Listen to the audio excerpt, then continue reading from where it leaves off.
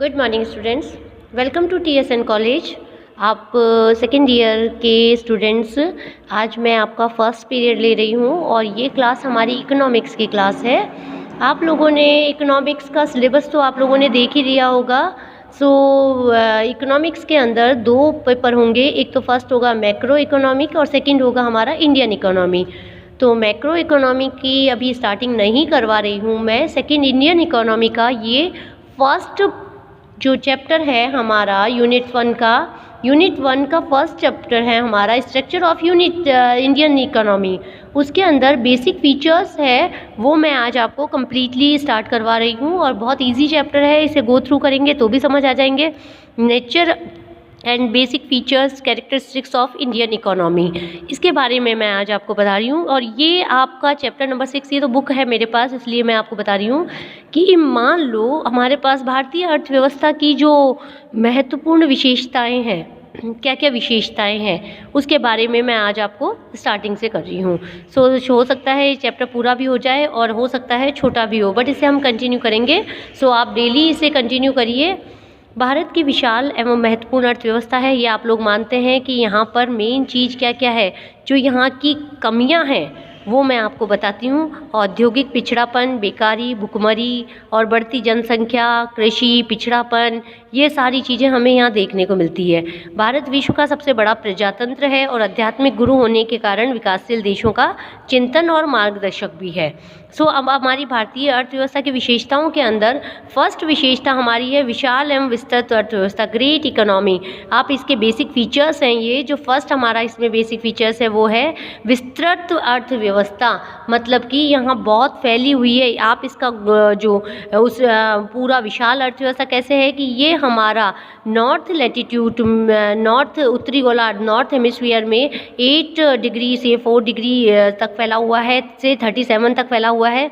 और साउथ में हमारा ये टोटली नॉर्थ में ही फैला हुआ है, इसलिए 68 से 97 तक आप लोग ज्योग्राफी में भी पढ़ते हैं, इसे देशांतरों में फैला हुआ है।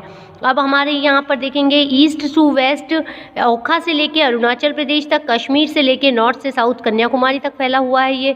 और विश्व में ये कौन सा देश है? 7वां जनसंख्या के हिसाब से दूसरा स्थान है और विश्व में क्षेत्रफल की दृष्टि से ये 7वां स्थान है। अब इसकी अर्ध विकसित विकासशील अर्थव्यवस्था कैसे? अर्ध विकसित, अंडर डेवलपमेंट। आपको पता है अंडर डेवलपमेंट क्या होता है कि जो डेवलप्ड हो रहा है वो इकोनॉमी है हमारी यहाँ पर।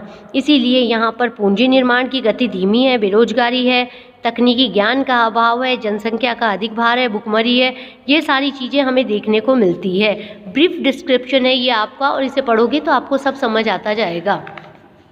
नेक्स्ट है हमारा कृषि प्रधान अर्थव्यवस्था। ये आप लोगों को सबको पता है कि भारत एक कृषि प्रधान देश है। कृषि प्रधान देश मतलब कि यहाँ पर राष्ट्रीय आय का मुख्य स्रोत, रोजगार का मुख्य स्रोत, जीवन यापन का मुख्य स्रोत यही है। इसके अलावा यहाँ पर जो सारे इंडस्ट्रियल एरिया को सारा कच्चा माल कौन देता है? कच्चा माल, निर्मित बाजार, ये सारी चीज़ें इसी से मिलती है। अब हमें पता है कि कृषि से राष्ट्रीय आय का 13.9% भाग हमारा यहाँ से प्राप्त होता है, कृषि राष्ट्रीय आय का। अब ये जीवन यापन का आधार है, कच्चा माल, गन्ना, कपास, ये सारी चीज़ें हमें यहाँ पर मिलती है। औद्योगिक पिछड़ापन कैसे है यहाँ पर? औद्योगिक पिछड़ापन की यहाँ पर अर्थव्यवस्था के विकसित देशों की तुलना में काफ़ी औद्योगिक पिछड़ापन है। उद्योगों में राष्ट्रीय आय का 27% भाग ही मिलता है, यहाँ पर ज़्यादा भाग नहीं मिलता है। 18% लोगों को ही रोजगार मिलता है। पश्चिम बंगाल, तमिलनाडु, महाराष्ट्र औद्योगिक में काफ़ी अलग अलग जगह पर फैले हुए हैं। दूसरी ओर असम, उड़ीसा, जम्मू कश्मीर, राजस्थान काफ़ी पिछड़े हुए हैं। यहाँ पर औद्योगिक विकास सभी जगह एक सा नहीं है, सब जगह अलग अलग है। जनसंख्या विस्फोट, ये तो आप लोगों को सबको पता है, आप लोग बड़े हैं, समझदार हैं, ये सारी चीज़ें आपको पता है। बेकारी यहाँ पर बहुत है, यहाँ पर अनएम्प्लॉयमेंट, रोज़गार, जो कि अभी हमारे कोविड में तो अति ज़्यादा हो गया है कि हमारे यहाँ रोज़गार बिल्कुल ही ख़त्म हो गए हैं, जो इंडस्ट्री थी वो भी चली गई है। अर्थव्यवस्था की दोहरी प्रगति कैसे रहती है? यहाँ पर दोहरा रूप ऐसे देखने को मिलता है कि यहाँ पर एक तरफ तो ग्रामीण क्षेत्र है और जो कि बिल्कुल रूढ़िवादी है, पिछड़ापन है। दूसरी ओर शहरी विकसित जनसंख्या है जो बैलगाड़ी से ऊँट तक चलती है और शहरों में रेल, मोटरयान, वायुयान तक है। तो ये सारी चीज़ें, यहाँ पर बड़े बड़े कारखाने हैं, जबकि गाँवों में क्या है, कुटीर उद्योग ही चलते हैं। तो दोहरी अर्थव्यवस्था, दोहरी प्रकृति है यहाँ पर। राष्ट्रीय आय प्रति व्यक्ति आय निम्न स्तर कैसे है? जब हमारे कृषि प्रधान देश है, राष्ट्रीय आय में कृषि का भाग ही बहुत कम है, 17% 13% है, तो यहाँ पर प्रति व्यक्ति आय बहुत कम होना लाजमी है। हमें पता है कैसे होगी, ये आप लोगों को पता है।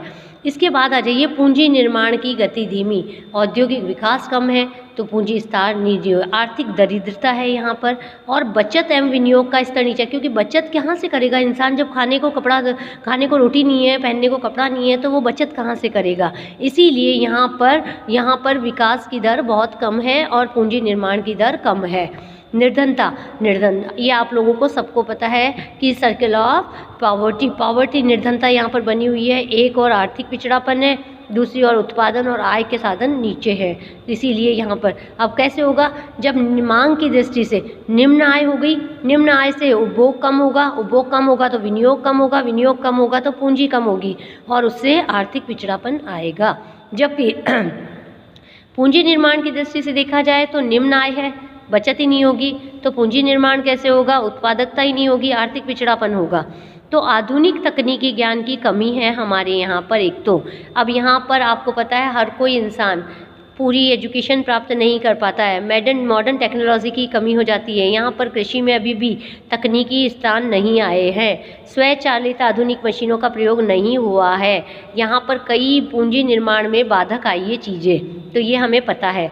यातायात एवं संचार के साधनों का अभाव है, ये आप लोगों को भी पता है कि हमारे यहाँ पर यातायात के साधन बहुत कम है, संचार के साधन कम है। वर्षा ऋतु में तो ये सब अयोग्य ही हो जाते हैं सारे। नियोजित और मिश्रित अर्थव्यवस्था कैसे होती है? मिश्रित अर्थव्यवस्था एक और विकासशील मतलब अंडर डेवलपमेंट है, दूसरी ओर इसे समाजवाद और पूंजीवाद का एक समन्वय कहा जाता है। अर्थव्यवस्था में सार्वजनिक व निजी क्षेत्रों के साथ संयुक्त व सहकारी क्षेत्र में समावेश किया जाता है। अलग अलग क्षेत्रों में कार्य करते हुए भी लोग बाग क्या करते हैं, अलग अलग काम करते हैं। तो ये चीज़ें हमारे यहाँ पर मेन मानी गई है। तो 13 आपने अभी पढ़े कि इसमें कितने हमारे ये सभी अलग अलग थे। अब आ जाइए भारतीय मानसून, आपको पता है कृषि प्रधान देश है और मानसून पर डिपेंड है, हर चीज़ हमारी यहाँ पर मानसून पर डिपेंड है। भारतीय अर्थव्यवस्था में मानसून नहीं आता है उस साल देखोगे कि आप फसल अच्छी नहीं होती है। क्यों? क्योंकि यहाँ पे सिंचाई के साधनों का अभाव है, और जब तक व्यापार पनपेगा, व्यापार संचार के साधनों में गति आएगी, जब भी हमारा देश संपन्न हो पाएगा। संपन्नता में गरीबी, पॉवर्टी इन प्लेंटी, भारतीय अर्थव्यवस्था संपन्नता के बीच गरीबी कैसे होती है कि यहाँ एक और अर्थव्यवस्था प्राकृतिक